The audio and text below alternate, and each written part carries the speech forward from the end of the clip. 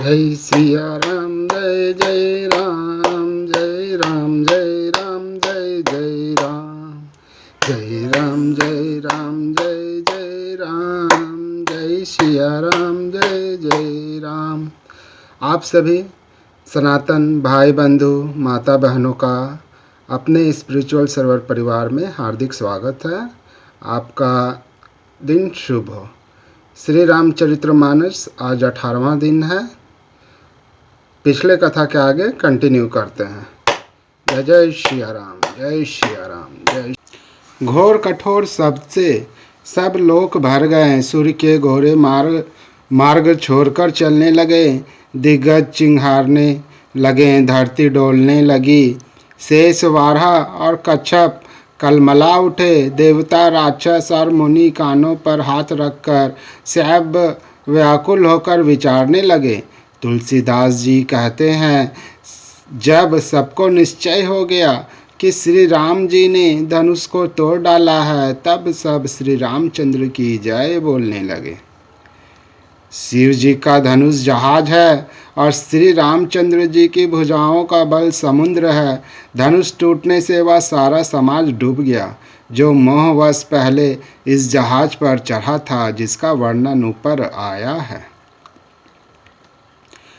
प्रभु ने धनुष के दोनों टुकड़े पृथ्वी पर डाल दिए। यह देखकर सब लोग सुखी हुए। विश्वामित्र रूपी पवित्र समुद्र में, जिसमें प्रेम रूपी सुंदर अथाह जल भरा है, राम रूपी पूर्णचंद्र को देखकर पुलकावली रूपी भारी लहरें बढ़ने लगी। आकाश में बड़े जोर से नगारे बजने लगे और देवगनाएं गान करके नाचने लगी। ब्रह्मा आदि देवता, सिद्ध और मुनीश्वर लोग प्रभु की प्रशंसा कर रहे हैं और आशीर्वाद दे रहे हैं। वे रंग बिरंगे फूल और मालाएं बरसा रहे हैं। किन्नर लोग रसीले गीत गा रहे हैं। सारे ब्रह्मांड में जय जयकार की ध्वनि छा गई, जिसमें धनुष टूटने की ध्वनि जान ही नहीं पड़ती। जहाँ तहाँ स्त्री पुरुष प्रसन्न होकर कह रहे हैं कि श्री रामचंद्र जी ने शिव जी के भारी धनुष को तोड़ डाला। धीर बुद्धि वाले भाट मगध और सुत लोग वीरदावली कीर्ति का बखान कर रहे हैं। सब लोग घोड़े, हाथी, धन, मणि और वस्त्र निछावर कर रहे हैं। झांझ, मृदंग, शंख, शहनाई, भेरी, ढोल और सुहावने नगारे आदि बहुत प्रकार के सुंदर बाज बज रहे हैं। जहाँ तहाँ युवतियाँ मंगल गीत गा रही हैं। सखियों सहित रानी अत्यंत हर्षित हुई, मानो सूखते हुए धान पर पानी पड़ गया हो। जनक जी ने सोच त्याग कर सुख प्राप्त किया, मानो तैरते तैरते थके हुए पुरुष ने था पा ली हो। धनुष टूट जाने पर राजा लोग ऐसे श्री हैं निस्तेज हो गए, जैसे दिन में दीपक की शोभा जाती रहती है। सीता जी का सुख किस प्रकार वर्णन किया जाए, जैसे चाँद की स्वाति का जल पा गई हो। श्री राम जी को लक्ष्मण जी किस प्रकार देख रहे हैं, जैसे चंद्रमा को चकोर का बच्चा देख रहा हो। तब सतानंद जी ने आज्ञा दी और सीता जी ने श्री राम के पास गमन किया। साथ में सुंदर चतुर सखियाँ मंगलाचार के गीत गा रही हैं। सीता जी बाल हंसनी की चाल से चली, उनके अंगों में अपार शोभा है। सखियों के बीच में सीता जी कैसे शोभित हो रही है, जैसे बहुत सी छवियों के बीच में महाछवि हो। कर कमल में सुंदर जयमाला है, जिसमें विश्व विजय की शोभा छाई हुई है। सीता जी के शरीर में संकोच है, पर मन में परम उत्साह है। उनका यह गुप्त प्रेम किसी को जान नहीं पड़ रहा है। समीप जाकर श्री राम जी की शोभा देखकर राजकुमारी सीता जी चित्र में लिखी सी रह गई। चतुर सखी ने यह दशा देखकर समझाकर कहा, सुहावनी जयमाला पहनाओ। यह सुनकर सीता जी ने दोनों हाथों से माला उठाई, पर प्रेम के विवश होने से पहनाई नहीं जाती। उस समय उनके हाथ ऐसे सुशोभित हो रहे हैं, मानो डंडियों सहित 2 कमल चंद्रमा को डरते हुए जयमाला दे रहे हों। इस छवि को देखकर संख्या गाने लगी। तब सीता जी ने श्री राम जी के गले में जयमाला पहना दी। श्री रघुनाथ जी के हृदय पर जयमाला देखकर देवता फूल बरसाने लगे। समस्त राजागण इस प्रकार सकुचा गए मानो सूर्य को देखकर कुमुदों का समूह सिकर गया हो। नगर और आकाश में बाजे बजने लगे। दुष्ट लोग उदास हो गए और सज्जन लोग सब प्रसन्न हो गए। देवता, किन्नर, मनुष्य, नाग और मुनीश्वर जय जयकार करके आशीर्वाद दे रहे हैं। देवताओं की स्त्रियां नाचती गाती हैं। बार बार हाथों से पुष्पों की अंजलियां छूट रही है। जहां तहां ब्राह्मण वेद अवनी कर रहे हैं और भाट लोग वीरदावली कुल कृति बखान कर रहे हैं। पृथ्वी, पाताल और स्वर्ग तीनों लोकों में यश फैल गया है कि श्री रामचंद्र जी ने धनुष तोड़ दिया और सीता जी को वरण कर लिया। नगर के नर नारी आरती कर रहे हैं और अपनी पूंजी हैसियत को भुलाकर सामर्थ्य से बहुत अधिक निछावर कर रहे हैं। श्री सीता राम जी की जोड़ी ऐसी सुशोभित हो रही है मानो सुंदरता और श्रृंगार रस एकत्र हो गए हो। सखिया कह रही है, सीते स्वामी के चरण छुओ, किंतु सीता जी अत्यंत भयभीत हुई उनके चरण नहीं छूती। गौतम जी की स्त्री अहल्या की गति का स्मरण करके सीता जी श्री राम जी के चरणों को हाथों से स्पर्श नहीं कर रही है। सीता जी की आलोकक प्रीति जानकर रघुकुल मुनि श्री रामचंद्र जी मन में हंसे। उस समय सीता जी को देखकर कुछ राजा लोग ललचा उठे। वे दुष्ट कपूत और मूर्ख राजा मन में बहुत तमतमाए। वे अभागे उठ उठकर कवच पहनकर जहाँ तहाँ गाल बजाने लगे। कोई कहते हैं सीता को छीन लो और दोनों राजकुमारों को पकड़ के बांध लो। धनुष तोड़ने से ही चाह नहीं सरेगी पूरी होगी। हमारे जीते जी राजकुमारी को कौन ब्याह सकता है। यदि जनक कुछ सहायता करे तो युद्ध में दोनों भाइयों सहित उसे भी जीत लो। ये वचन सुनकर साधु राजा बोले, इस निर्लज राज समाज को देखकर तो लाज भी लजा गई। अरे तुम्हारा बल, प्रताप, वीरता, बड़ाई और नाक प्रतिष्ठा तो धनुष के साथ ही चली गई। वही वीरता थी कि अब कहीं से मिली है। ऐसी दुष्ट बुद्धि है, तभी तो विधाता ने तुम्हारे मुखों पर कालिख लगा दी है। ईर्ष्या, घमंड और क्रोध छोड़कर नेत्र भरकर श्री राम जी की छवि को देख लो। लक्ष्मण के क्रोध को प्रबल अग्नि जानकर उसमें पतंगे मत बनो। जैसे गरुड़ का भाग कौवा चाहे, सिंह का भाग खरगोश चाहे, बिना कारण ही क्रोध करने वाला अपनी कुशल चाहे। शिव जी से विरोध करने वाला सब प्रकार की संपत्ति चाहे। लोभ लालची सुंदर कृति चाहे, कामी मन से निष्कलंकता चाहे, क्या पा सकता है। और जैसे श्री हरि के चरणों से मुख मनुष्य परम गति मोक्ष चाहे। हे राजाओं, सीता के लिए तुम्हारा लालच भी वैसा ही व्यर्थ है। कोलाहल सुनकर सीता जी शंकित हो गईं। तब सखियाँ उन्हें वहाँ ले गई जहाँ रानी सीता जी की माता थी। श्री रामचंद्र जी मन में सीता जी के प्रेम का बखान करते हुए स्वाभाविक चाल से गुरु जी के पास चले। रानियों सहित सीता जी दुष्ट राजाओं के दुर्वचन सुनकर सोच के वश में है कि ना जाने विधाता अब क्या करने वाले हैं। राजाओं के वचन सुनकर लक्ष्मण जी इधर उधर ताकते हैं, किंतु श्री रामचंद्र जी के डर से कुछ बोल नहीं सकते। उनके नेत्र लाल और भौहें टेढ़ी हो गई और वे क्रोध से राजाओं की ओर देखने लगे मानो मतवाले हाथियों का झुंड देखकर सिंह के बच्चे को जोश आ गया हो। खलबली देखकर जनकपुर की स्त्रियां व्याकुल हो गईं और सब मिलकर राजाओं को गालियां देने लगी। उसी मौके पर शिव जी के धनुष का टूटना सुनकर भृगुकुल रूपी कमल के सूर्य परशुराम जी आए। इन्हें देखकर सब राजा सकुचा गए मानो बाज के झपटने पर बटेर लुक छिप गए हो।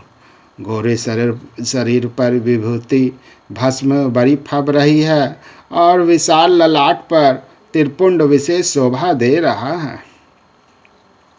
सिर पर जटा है, सुंदर मुख चंद्र क्रोध के कारण कुछ लाल हो गया है, भौहें टेढ़ी और आंखें क्रोध से लाल है। सहज ही देखते हैं तो भी ऐसा जान पड़ता है मानो क्रोध कर रहे हैं। बेल के समान ऊंचे और पुष्ट कंधे हैं, छाती और भुजाएं विशाल है। सुंदर यज्ञोपवीत धारण किए, माला पहने और मृग चरम लिए हैं। कमर में मुनियों का वस्त्र वलकल और 2 तरकस बांधे हैं। हाथ में धनुष बाण और सुंदर, कंधे पर फरसा धारण किए हैं। शांत वेश है परंतु करनी बहुत कठोर है। स्वरूप का वर्णन नहीं किया जा सकता, मानो वीर रस ही मुनि का शरीर धारण करके जहाँ सब राजा लोग हैं वहाँ आ गया हो। परशुराम जी का भयानक वेश देखकर सब राजा वैसे व्याकुल हो उठ खड़े हुए और पिता सहित अपना नाम कह कह कर सब दंडवत प्रणाम करने लगे। परशुराम जी हित समझ कर भी सहज ही जिसकी ओर देख लेते हैं वह समझता है मानो मेरी आयु पूरी हो गई है। फिर जनक जी ने आकर सिर नवाया और सीता जी को बुलाकर प्रणाम कराया। परशुराम जी ने सीता जी को आशीर्वाद दिया। सखियां हर्षित हुई और वहां अब अधिक देर ठहरना ठीक ना समझकर वे सयानी सखियां उनको अपनी मंडली में ले गई। फिर विश्वामित्र जी का आकर मिले और उन्होंने दोनों भाइयों को अब उनके चरण कमलों पर गिराया। विश्वामित्र जी ने कहा, ये राम और लक्ष्मण राजा दशरथ के पुत्र हैं। उनकी सुंदर जोड़ी देखकर परशुराम जी ने आशीर्वाद दिया। कामदेव के भी मद को छुड़ाने वाले श्री रामचंद्र जी के अपार रूप को देखकर उनके नेत्र थकित स्तंभित हो रहे हैं। फिर सब देखकर जानते हुए भी अनजान की तरह जनक जी से पूछते हैं कि कहो यह बड़ी भारी भीड़ कैसी है। उनके शरीर में क्रोध छा गया, जिस कारण सब राजा आए थे। राजा जनक ने सब समाचार कह सुनाए। जनक के वचन सुनकर परशुराम जी ने फिर दूसरी ओर देखा तो धनुष के टुकड़े पृथ्वी पर पड़े हुए दिखाई दिए। अत्यंत क्रोध में भर के वे कठोर वचन बोले, रे मूर्ख जनक, बता धनुष किसने तोड़ा, उसे शीघ्र दिखा, नहीं तो अरे मूर्ख, आज मैं जहाँ तक तेरा राज्य है वहाँ तक पृथ्वी उलट दूंगा। राजा को अत्यंत डर लगा, जिसके कारण वे उत्तर नहीं देते। यह देखकर कुटिल राजा मन में बड़े प्रसन्न हुए। देवता मुनि नाग और नगर के स्त्री पुरुष सभी सोच करने लगे, सबके हृदय में बड़ा भय है।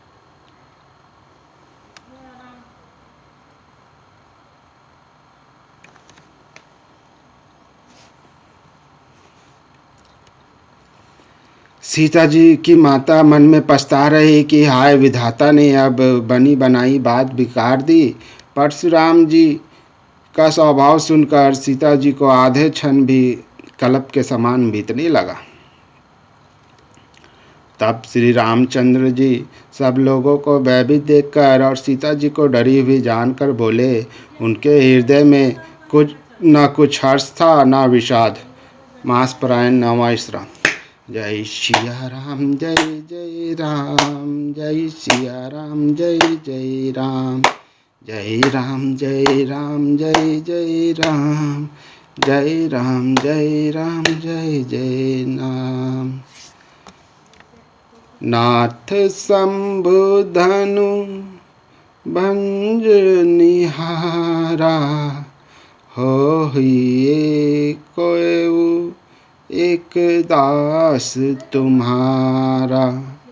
आयसु कह कही किन मोही, सुनी रिसाए बोले मुनि कोही। हे नाथ, शिव जी के धनुष को तोड़ने वाला आपका कोई एक दास ही होगा। क्या आज्ञा है, मुझसे क्यों नहीं कहते। यह सुनकर क्रोधी मुनि रिसाकर बोले, सेवक वह है जो सेवा का काम करे, शत्रु का काम करके तो लड़ाई ही करनी चाहिए। हे राम सुनो, जिसने शिव जी के धनुष को तोड़ा है वह सहस्त्र बाहु के समान मेरा शत्रु है। वह इस समाज को छोड़कर अलग हो जाए, नहीं तो सभी राजा मारे जाएंगे। मुनि के वचन सुनकर लक्ष्मण जी मुस्कुराए और परशुराम जी का अपमान करते हुए बोले, हे गोसाई, लड़कपन में हमने बहुत सी धनुइयाँ तोड़ डाली, किंतु आपने ऐसा क्रोध कभी नहीं किया। ऐसी धनुष पर इतनी ममता किस कारण से है? यह सुनकर भृगुवंश की ध्वजा स्वरूप परशुराम जी कुपित होकर कहने लगे, अरे राजपुत्र, काल के वश होने से तुझे बोलने में कुछ भी होश नहीं है। सारे संसार में विख्यात शिव जी का यह धनुष क्या धनु ही के समान है? लक्ष्मण जी ने हंसकर कहा, हे देव, सुनिए, हमारे जान में तो सभी धनुष एक से ही हैं। पुराने धनुष के तोड़ने में क्या हानि लाभ? श्री रामचंद्र जी ने तो इसे नवीन के धोखे से देखा था, फिर यह तो छूते ही टूट गया। इसमें रघुनाथ जी का भी कोई दोष नहीं है। है मुनि, आप बिना ही कारण किस लिए क्रोध करते हैं? परशुराम जी ने अपने फरसे की ओर देखकर बोला, अरे दुष्ट, तूने मेरा स्वभाव नहीं सुना। मैं तुझे बालक जानकर नहीं मारता हूँ। अरे मूर्ख, क्या तू मुझे निरा मुनि ही जानता है? मैं बाल ब्रह्मचारी और अत्यंत क्रोधी हूँ। क्षत्रिय कुल का शत्रु तो विश्व भर में विख्यात हूँ। अपनी भुजाओं के बल से मैंने पृथ्वी को राजाओं से रहित कर दिया और बहुत बार उसे ब्राह्मणों को दे डाला। हे राजकुमार, सहस्त्रबाहु की भुजाओं को काटने वाले इस मेरे फरसे को देख। अरे राजा के बालक, तू अपने माता पिता को सोच के वश न कर। मेरा फरसा बड़ा भयानक है, यह गर्भों के बच्चों का भी नाश करने वाला है। लक्ष्मण जी हंसकर कोमलवाणी से बोले, ओह मुनीश्वर, तो अपने को बड़ा भारी योद्धा समझते हैं, बार बार मुझे कुल्हाड़ी दिखाते हैं, फूंक से पहाड़ उड़ाना चाहते हैं। यह कोई कुम्हेरी की बतिया छोटा बच्चा फल नहीं है जो तर्जनी सबसे आगे की उंगली को देखते ही मर जाती है। कठोर और धनुष बाण देखकर ही मैंने कुछ अभिमान सहित कहा था। भृगुवंशी समझकर एगो पवित्र देखकर तो जो कुछ आप कहते हैं उसे मैं क्रोध को रोक कर सह लेता हूँ। देवता, ब्राह्मण, भगवान के भक्त और गो, इन पर हमारे कुल में वीरता नहीं दिखाई जाती, क्योंकि इन्हें मारने से पाप लगता है और इनके हार जाने पर अपकृति होती है। इसलिए आप मारे तो भी आपके पे ही पड़ना चाहिए। आपका एक एक वचन ही करोड़ों वज्रों के समान है। धनुष, बाण और कुठार तो आप व्यर्थ ही धारण करते हैं। इन्हें धनुष, बाण और कुठार को देखकर मैंने कुछ अनुचित कहा हो तो उसे हे धीर महामुनि क्षमा कीजिए। यह सुनकर भृगुवंश मुनि परशुराम जी क्रोध के साथ गंभीर वाणी बोले, हे विश्वामित्र, सुनो, ये बालक बड़ा कुबुद्धि और कुटिल है। काल के वश होकर यह अपने कुल का घातक बन रहा है। यह सूर्यवंश रूपी पूर्णचंद्र का कलंक है। यह बिल्कुल उदंड और मूर्ख और निडर है। अभी क्षण भर में यह काल का ग्रास हो जाएगा। मैं पुकार के कह देता हूँ, फिर मुझे दोष नहीं देना। यदि तुम इसे बचाना चाहते हो तो हमारा प्रताप, बल और क्रोध बतलाकर इसे मना कर दो। लक्ष्मण जी ने कहा, हे मुनि, आपका सुयश आपके रहते दूसरा कोई वर्णन कर सकता है? आपने अपने ही मुँह से अपनी करनी अनेकों बार बहुत प्रकार से वर्णन की है। इतने पर भी संतोष ना हुआ हो तो कुछ कह डालिए। क्रोध रोक कर असहा दुख मत सहिए। आप वीरता का व्रत धारण करने वाले, धैर्यवान और क्षोभ रहित हैं। गाली देते शोभा नहीं पाते। सूरवीर तो युद्ध में करनी सूरवीरता का कार्य करते हैं कहकर अपने को नहीं जनाते। शत्रु का युद्ध में उपस्थित पाकर कायर ही अपने प्रताप की ढींग मारा करते हैं।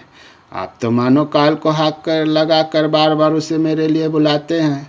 लक्ष्मण जी के कठोर वचन सुनते ही परशुराम जी ने अपने भयानक फरसे को सुधार कर हाथ में ले लिया और बोले, अब लोग मुझे दोष ना दें। यह कड़वा बोलने वाला बालक मारे जाने के ही योग्य है।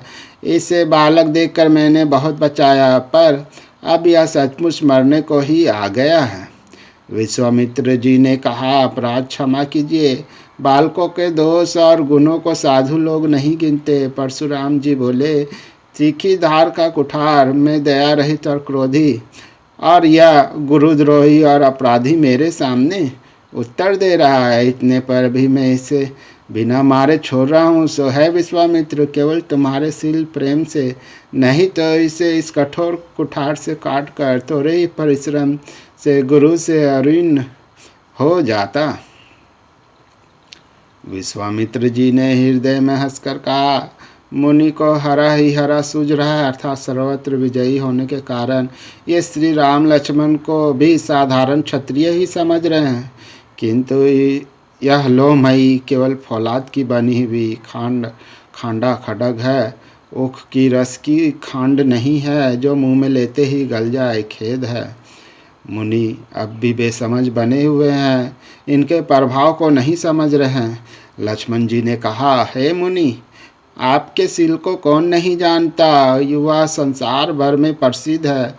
आप माता पिता से तो अच्छी तरह ऋण हो ही गए, अब गुरु का ऋण रहा, जिसका जी में बड़ा सोच लगा है।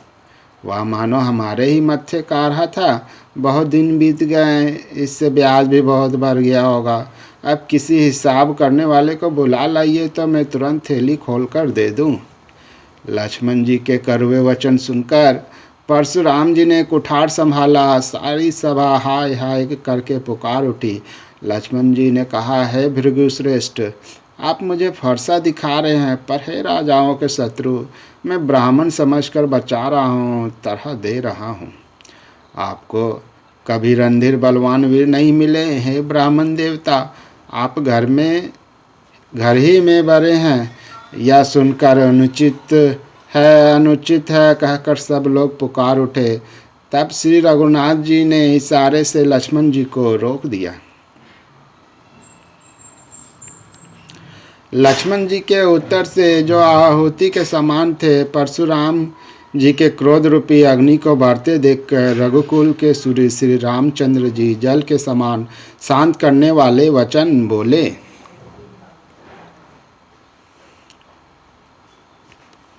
है नाथ, बालक पर कृपा कीजिए, इस सीधे और दुधमुहे बच्चे पर क्रोध न कीजिए। यदि यह प्रभु का आपका कुछ भी प्रभाव जानता तो क्या यह बेसमझ आपकी बराबरी करता? बालक यदि कुछ चपलता भी करते हैं तो गुरु पिता और माता मन में आनंद से भर जाते हैं, अतः इसे छोटा बच्चा और सेवक जानकर कृपा कीजिए।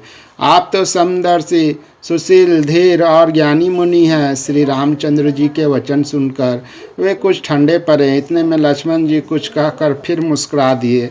उनको हंसते देखकर परशुराम जी के नख से शिखा तक सारे शरीर में क्रोध छा गया। उन्होंने कहा, हे राम, तेरा भाई बड़ा पापी है। यह शरीर से गोरा पर हृदय का बड़ा काला है। यह विस्मुख है, दुधमुहा नहीं, स्वभाव से ही टेढ़ा है, तेरा अनुसरण नहीं करता, तेरा जैसा शीलवान नहीं है, यह नीच मुझे काल के समान नहीं देखता। लक्ष्मण जी ने हंसकर कहा, है मुनि, सुनिए, क्रोध पाप का मूल है, जिसके वश में होकर मनुष्य अनुचित कर्म कर बैठते हैं और विश्व भर के प्रतिकूल चलते सबका हित करते हैं। है मुनिराज, मैं आपका दास हूँ, अब क्रोध त्याग कर दया कीजिए। टूटा हुआ धनुष क्रोध करने से जुड़ नहीं जाएगा, खड़े खड़े पेड़ दुखने लगे होंगे, बैठ जाइए। यदि धनुष अत्यंत ही प्रिय हो तो कोई उपाय किया जाए और किसी बड़े गुणी कारीगर को बुलाकर जुड़वा दिया जाए। लक्ष्मण जी के बोलने से जनक जी डर जाते हैं और कहते हैं, बस चुप रहिए, अनुचित बोलना अच्छा नहीं है। जनकपुर के स्त्री पुरुष थर थर काँप रहे हैं और मन ही मन कह रहे हैं कि छोटा कुमार बड़ा ही खोटा है। लक्ष्मण जी की निर्भय वाणी सुन सुनकर परशुराम जी का शरीर क्रोध से जला जा रहा है और उनके बल की हानि हो रही है, उनका बल घट रहा है। तब श्री रामचंद्र जी पर एहसान जनाकर परशुराम जी बोले, तेरा छोटा भाई समझकर मैं इसे बचा रहा हूँ। यह मन का मेला है और शरीर का कैसा सुंदर है, जैसे विष के रस से भरा हुआ सोने का घड़ा। यह सुनकर लक्ष्मण जी फिर हंसे। तब श्री रामचंद्र जी ने तिरछी नज़र से उनकी ओर देखा, जिसे लक्ष्मण जी सकुचा कर विपरीत बोलना छोड़कर गुरु जी के पास चले गए।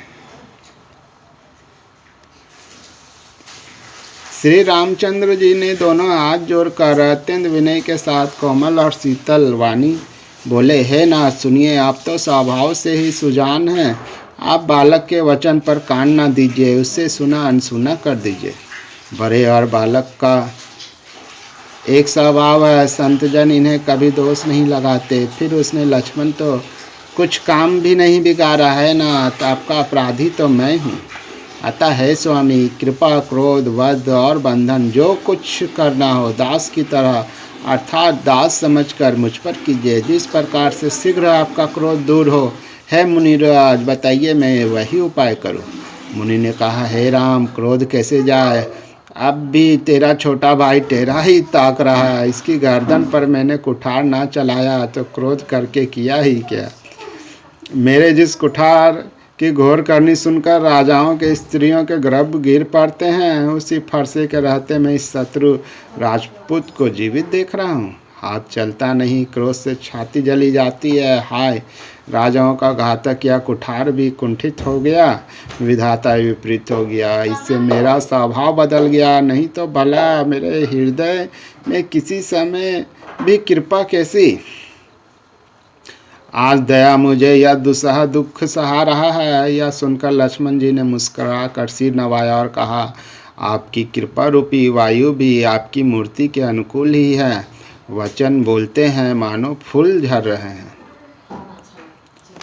जय सिया राम, जय जय सिया राम, जय सिया राम, जय जय राम, जय सिया राम, जय जय राम। आगे की कथा पुनः आपको कल मिलेगी। जय जय सिया राम, हर हर महादेव, बम बम भोले। जय सिया राम, जय जय राम, जय राम, जय राम, जय जय राम।